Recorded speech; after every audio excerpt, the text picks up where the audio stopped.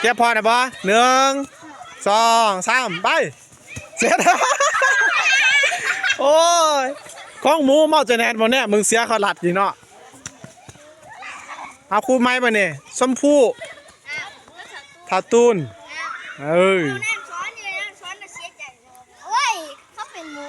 เอาจะน้อยเปลี่ยนคู่ไม้ไปเรื่อยๆอันนี้เก็บพอนะบ่เอาไปมันต้องหมูมีพริกไว้เนี่ยแล้วก็จังเอามาทัด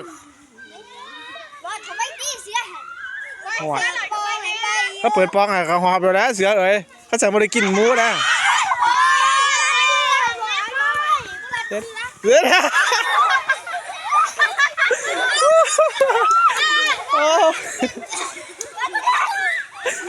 โอ้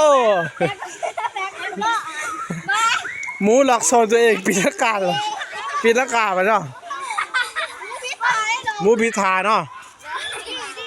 เอานั่งซ้อนเพชรครับถ่ายวีเซียนมาเนี่ยหรือจะน้อยของผู้ชายแล้วนุ้ยเดียวดิแม่นะบ้าผู้ชายนุ้ยเดียวกันสลับกันไปสันดะเอาเริ่มออกไปเพราะว่านั่งซ้อนเพชรแล้วก็แลนเก่งเนี่ยโอ้ยหมูไม่ต้องออกแล้วกันเสียบ่ขอไปไร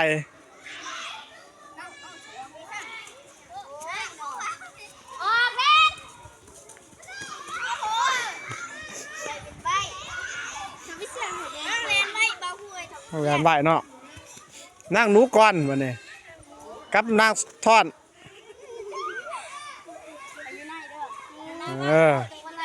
นั่งทอดเป็นหมูนั่งหนูเป็นเสือนั่งหมูเป็นเสือเอาแก้มพร้อมไปวันนี้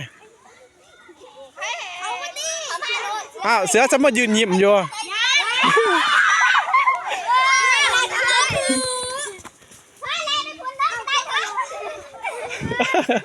โอ้หมูตัวนี้สลัดเว้ยสลัดล็อกให้เอาเสียขนาดเลยหมูตัวนี้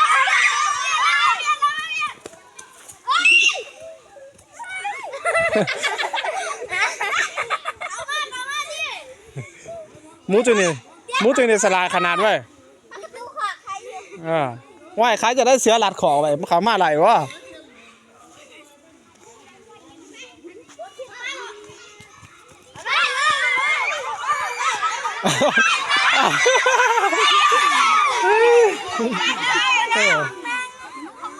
เจ๊ครั้งเสียเนาะเสียเบิร์ดไล่เลยเจ๊ครั้งไว้เศร้ามีแห้งก่อนยังปล่อย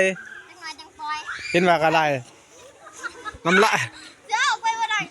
น้ำลายปุ่มปากอยู่เนาะจักสิเสียเมื่อยจักสิหมูเมื่อยว่าน้ำลายปุ่มปากอยู่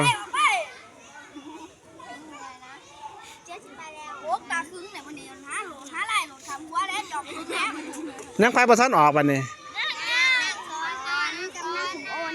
สอนสมบูรณ์คำตาเนาะภาษาเอาไปแล้วเอาค่ะปล่อยคอกบันนี้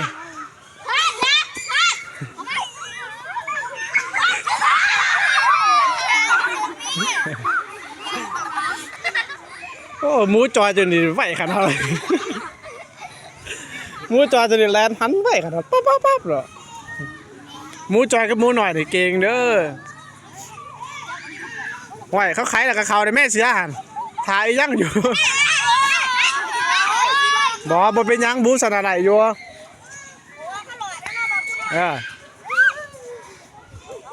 เสร็จเ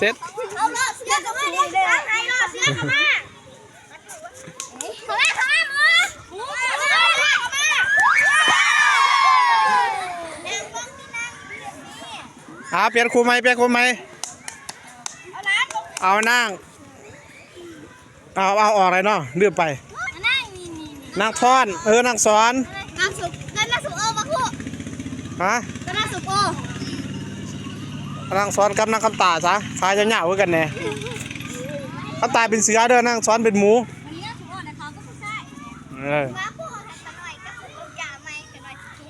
โอ้สแกมือไหมเอาไว้เกี่ยมขอกเกี่ยมเขาดูใครละไปโดนไล่เสือเอ้ย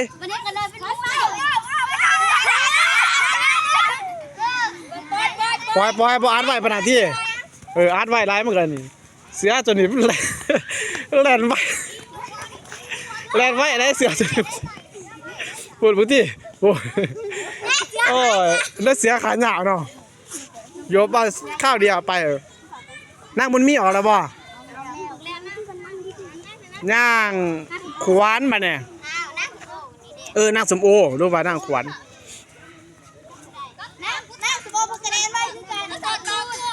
ฮะบ่เอาสมโอครับ ผู้ทันซะทดสอบเบิ่ง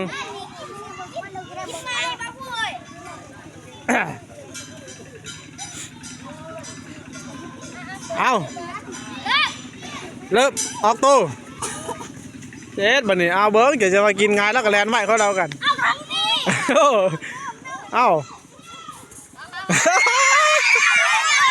โอ้คัก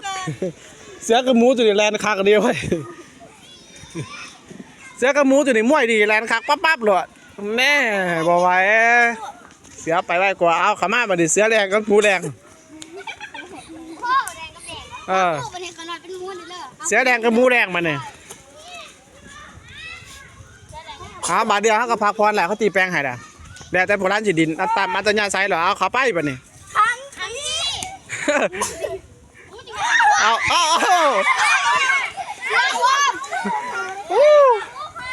เสือบูขวางพี่ดึกแฉ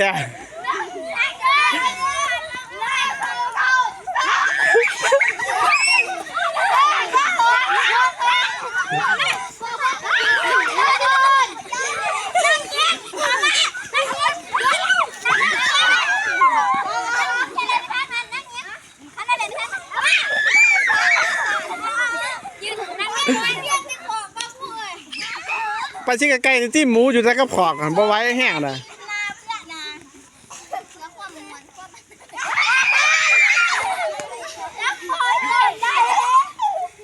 ปล่อยบ่บอกกันเนาะพอแล้วเก่งได้